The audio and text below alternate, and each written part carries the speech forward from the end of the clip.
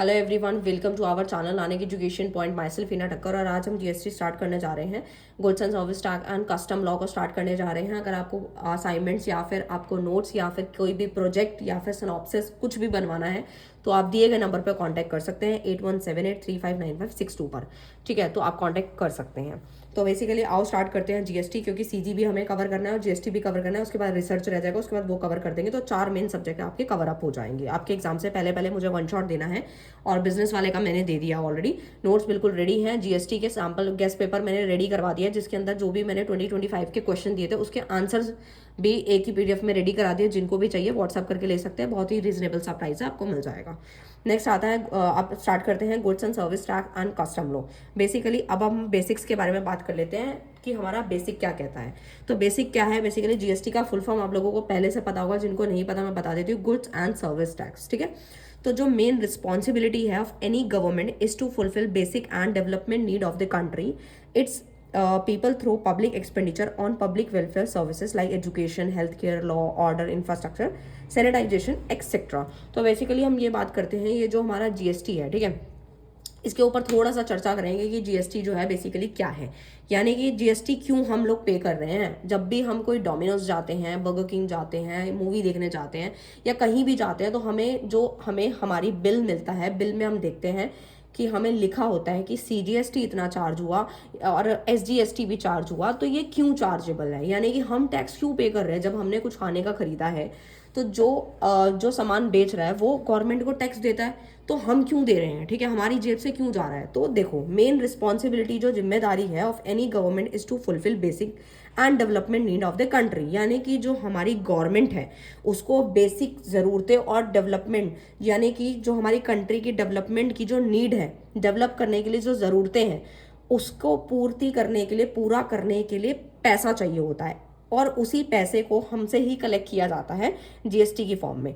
It people through public expenditure, और ये public का जो खर्चा है, एक्सपेंडिचर है, पब्लिक का वेलफेयर जो सर्विसेज है, आप गवर्नमेंट के स्कूल्स देख लो, गवर्नमेंट का हॉस्पिटल देख लो, रोड देख लो, ब्रिज देख लो, ये सारी चीज़ को मैनेज करने के लिए खर्चा चाहिए होता है, पैसा चाहिए होता है। तो जैसे कि यहाँ लिखा भी है, एजुकेशन है, हेल्थ केयर है, लॉ है, ऑर्डर है, इंफ्रास्ट्रक्चर है, सैनिटाइजेशन है। सैनिटाइजेशन में आप देखते हो कि जब से कोविड आया तब से हमारे कितनी जगह जो सैनिटाइजेशन पे काम किया गया, ठीक है। उससे पहले भी था बट इतना नहीं था, लेकिन अब कितना बढ़ गया। इंफ्रास्ट्रक्चर पे रोड्स बन रहे हैं, ठीक है, और बहुत तरह तरह के हेल्थ केयर, ऑर्डर, ये सारी चीज़ों, एजुकेशन पे जो काम हो रहा है, ठीक है। तो वो इसके लिए पैसा चाहिए होता है, और यही पैसा हमसे ही, पब्लिक से ही कलेक्ट किया जाता है और पब्लिक के लिए ही काम किया जाता है। तो बेसिकली प्राइमरी सोर्स क्या है रेवेन्यू का, गवर्नमेंट का टैक्सेस ही है, कि टैक्स ही इकट्ठा करके, पैसों को इकट्ठा करके ही वो सारा काम किया जाता है। तो बेसिकली आपको ये अच्छे से समझ आ गया होगा कि जीएसटी जो है वो हम क्यों पे करते हैं। मैंने एग्जांपल भी दे दिया, वही वाला एग्जांपल दिया जो आपने डेली लाइफ में अपने बिल्स के ऊपर देखा होगा। जिन्होंने नहीं देखा है वो एक बार देख सकते हो, ठीक है, अपने बिल वगैरह जो भी आप खाने का ऑर्डर करते हैं, सर्विस लेते हैं। नेक्स्ट आता है टैक्स की एक डेफिनेशन है। Tax is a monetary burden impose upon individual और property owner to finance the government expenditure for public welfare. बात वही है कि टैक्स क्या है। टैक्स एक मॉनेटरी बर्डन है, ठीक है, बर्डन है जो कि इंडिविजुअल्स पे आता है और प्रॉपर्टी ओनर्स पे आता है, टू फाइनेंस द गवर्नमेंट, यानी गवर्नमेंट का जो खर्चा है, पब्लिक का जो वेलफेयर है, उसको पूर्ति करने के लिए, पूरा करने के लिए हमें टैक्सेस पे करना होता है। आई होप आपको क्लियर है। दूसरी डेफिनेशन भी मैं लिख कर लाई हूँ, 2 डेफिनेशन अच्छे से रट्टा मार लेना, क्योंकि टैक्स की डेफिनेशन आएगी तो 2 लिखोगे तो काफी अच्छे नंबर मिल जाएंगे। A tax is not a voluntary payment और donation but a mandatory charge impose by component government body under the power of the some law और स्टैट्यूट। यानी कि जो गवर्नमेंट है, मतलब जो टैक्स है, ऐसा नहीं है कि मैंने कुछ बर्गर खरीदा, क्या मैं ये बोल सकती हूँ कि मैं जीएसटी पे नहीं करूंगी, ठीक है। अगर मेरा जीएसटी जो है चार्जेबल है तो मुझे देना पड़ेगा, ठीक है, डेफिनेटली देना पड़ेगा। आप इससे पीछे नहीं हट सकते, ठीक है, क्योंकि ये आपका मैंडेटरी चार्ज है, ठीक है। कोई ऐसा नहीं है कि आपको कंपल्सन नहीं है, बिल्कुल कंपल्सरी है, मैंडेटरी है, देना पड़ेगा ही पड़ेगा। सो दैट अगर आप कंट्री में सर्वाइव कर रहे हो तो आपको देना पड़ेगा, ठीक है। और अपने नेक्स्ट आता है डायरेक्ट टैक्स एंड इनडायरेक्ट। अब बात ये आती है, जो टैक्सेस होते हैं वो 2 पार्ट्स में बाइफिकेट किए गए हैं, जो कि आपका डीटी है, direct tax, and one is indirect tax, IDT, ठीक है। तो बेसिकली डायरेक्ट टैक्स क्या बोलता है? डायरेक्ट टैक्स का मतलब होता है tax live directly on income और वेल्थ। ये हमारा डायरेक्टली इनकम या वेल्थ पे क्रिएट किया जाता है, जिसको हम डायरेक्ट टैक्स बोलते हैं, ठीक है। इम्पैक्ट और incidents of tax are on same person, यानी कि जिस पे इम्पैक्ट आया है वही टैक्स को पे करेगा और कोई बंदा पे नहीं कर सकता। लेट सपोज कि अगर मैं कहीं जॉब कर रही हूँ और जो मेरी सैलरी है वो काफ़ी हाई है, मैं एमएनसी में जॉब करती हूँ, तो मुझे टैक्स भरना पड़ेगा, मेरे पे ही इम्पैक्ट आया और मुझे ही भरना है, मुझे किसी दूसरे पर्सन को इन्वॉल्व नहीं करना, मुझे ही गवर्नमेंट को टैक्स देना होगा। Income and wealth of the person, no shifting of burden, इसमें कोई बर्डन शिफ्ट नहीं हो सकता। For example income tax. अब मैं आप लोगों को ज़्यादा डिटेल में नहीं करा रही क्योंकि ऑलरेडी जीएसटी का बहुत वास्ट सिलेबस है। अगर मैं इनकम टैक्स को काफ़ी डिटेल में कराऊंगी, क्योंकि ऑलरेडी मैं इनकम टैक्स करा चुकी हूँ, तो आपने पढ़ा भी होगा। जिन्होंने नहीं पढ़ा, पढ़ना चाहते हो तो आप वीडियो देख सकते हो, उसका वन शॉट ऑलरेडी अपलोडेड है, प्लेलिस्ट में जाकर चेक कर लो, ठीक है। तो बेसिकली यहाँ पे आप देखोगे कि यहाँ पर इनकम टैक्स इसका बेस्ट एग्जांपल है। इसके अंदर बर्डन जो है वो शिफ्ट नहीं होता, क्योंकि जिसका बर्डन है, जो कमा रहा है, वही सीधा गवर्नमेंट को जाके दे देगा। कोई दूसरी पार्टी या थर्ड पार्टी को इन्वॉल्वमेंट करने की नीड नहीं आती इसके अंदर, ठीक है। अच्छा, फिर आता है इनडायरेक्ट टैक्स। क्या होता है इनडायरेक्ट टैक्स? क्या है इनडायरेक्ट है, डायरेक्ट के आगे इन लग जाता है, यानी tax live on price of a goods और सर्विस, यानी कि ये आपके किसी भी गुड्स या फिर सर्विस के ऊपर चार्ज होता है, ठीक है। यानी कि आपने कोई सामान खरीदा, ठीक है, लेट सपोज आपने कुछ भी खरीदा, ठीक है, एयरपॉड्स खरीदे, वट कुछ भी खरीदा, और किसी की सर्विस ली, जैसे आपने टीचर की सर्विस ली, डॉक्टर की ली, लॉयर की ली, या फिर आप किसी भी ब्यूटी पार्लर की सर्विस, सैलून की, कहीं की भी सर्विस ली, तो भी आपको जो है जीएसटी देना पड़ेगा। आप उससे भाग नहीं सकते, ठीक है। आप ये सोचो कि नहीं, मैंने सामान खरीदा था तो मैं जीएसटी दे देता हूँ, सर्विस लिया तो मुझे छुटकारा मिल जाएगा, ऐसा नहीं होता। अभी हम आगे चल के और डिटेल में इसको पढ़ेंगे कि कौन कौन सी सर्विस है, कौन कौन से गुड्स हैं जिसमें एग्जम्पशन है, कितना टैक्स स्लैब है, इसके अकॉर्डिंग जीएसटी चार्जेबल होता है, काफ़ी कुछ सीखेंगे डिटेल में। तो बेसिकली अभी फिलहाल इतना ही समझ रहे हैं कि इनडायरेक्ट टैक्स जो होता है वो हमारा tax live on price of goods, price of goods के ऊपर डिपेंड करता है कि आपका गुड्स का प्राइस कितना है या सर्विस का प्राइस कितना, उसके अकॉर्डिंग चार्जेबल होता है। Impact and incident of tax are on different person, यानी कि जिस पे इम्पैक्ट आता है और टैक्स भरता कोई और है। मतलब जैसे कि अभी मैंने आपको एग्जांपल दिया बर्गर किंग का या फिर डोमिनोज का, या फिर आप किसी का भी एग्जांपल ले सकते हैं, ठीक है।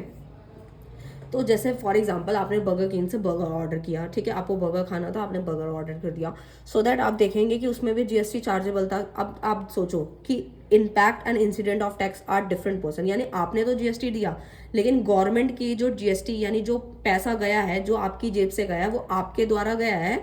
आपके द्वारा किसको गया है? बर्गर किंग को गया है, बट बर्गर किंग अपना पैसा इकट्ठा करके फिर गवर्नमेंट को टैक्स देगा, यानी कि जो बर्डन था वो अलग था, यानी इम्पैक्ट किसी और पे, और इंसिडेंट ऑफ टैक्स यानी भरेगा कोई और, ठीक है।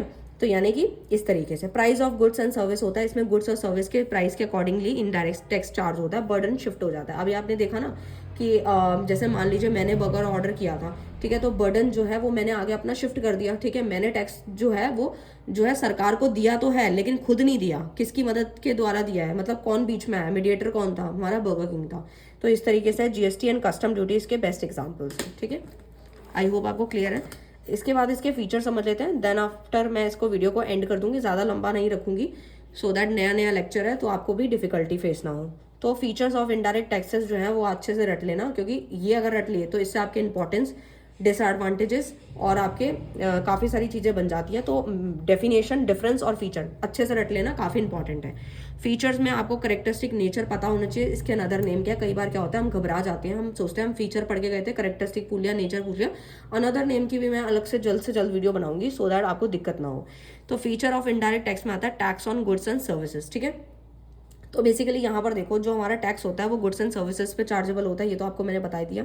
शिफ्टिंग ऑफ बर्डन, ये भी मैंने आप लोगों को अभी बताया कि जो आपका बर्डन है वो शिफ्ट हो जाता है, डेफिनेटली शिफ्ट होता है, क्योंकि आपने कोई सर्विस ली, कोई गुड्स खरीदा, आपने पैसे तो दिए हैं जीएसटी के, ठीक है, जीएसटी यानी आपने टैक्स तो पे किया, लेकिन उसका बर्डन आपने आगे शिफ्ट कर दिया, जिससे आपने अब हम समझ लेते हैं थर्ड पॉइंट क्या, प्रमोट सोशल वेलफेयर। इसके अंदर क्या होता है, ये हमारे जो इनडायरेक्ट टैक्स है उसके अंदर हमारे सोशल वेलफेयर को भी प्रमोट किया जाता है। लेट सपोज इसको एक एग्जांपल से समझते हैं, जैसे कि एग्जाम्पशंस की बात करें, या फिर हम लोग सिर्फ बात करें उसकी कि जो हमारे कुछ ऐसी कैटेगरी है जैसे टबैको है या फिर अल्कोहल है, इसके अंदर जो हमारे टैक्सेस हैं या लग्जरी आइटम है उन सब पे ना हाई टैक्सेस लगते हैं, ठीक है।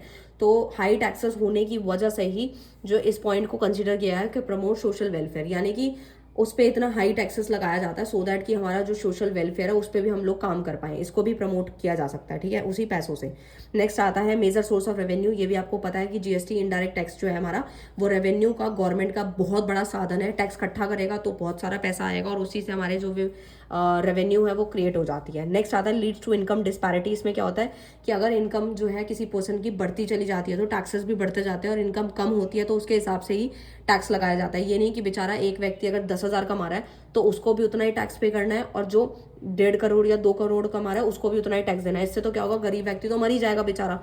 तो अमीर के जो टैक्सेस होते हैं, यानी कि जो पर्सन ज़्यादा कमा रहा है, जिसकी इनकम ज़्यादा, उसके टैक्स स्लैब्स जो होते हैं वो ज़्यादा होते हैं, और जिनकी इनकम कम होती है उसके अकॉर्डिंग उसको चार्जेबल होता है। लेकिन जीएसटी तो देना पड़ता है, चाहे आपको, मैंने एग्जाम्पल अभी दे दिया, छोटे से छोटा सामान खरीद लो, बड़े से बड़ी सर्विस ले लो, तब भी आपको देना पड़ता है। ऐसा नहीं है कि जो 10,000 कमा रहा है, 5,000 कमा रहा है, वो जीएसटी बोलेगा हाथ जोड़ के कि मैं जीएसटी नहीं दे सकता, ऐसा नहीं होगा। तो आई होप आपको क्लियर है पूरे फीचर्स। अब हम मिलेंगे नेक्स्ट वीडियो में नेक्स्ट टॉपिक के साथ, तब तक के लिए bye bye, thank you so much.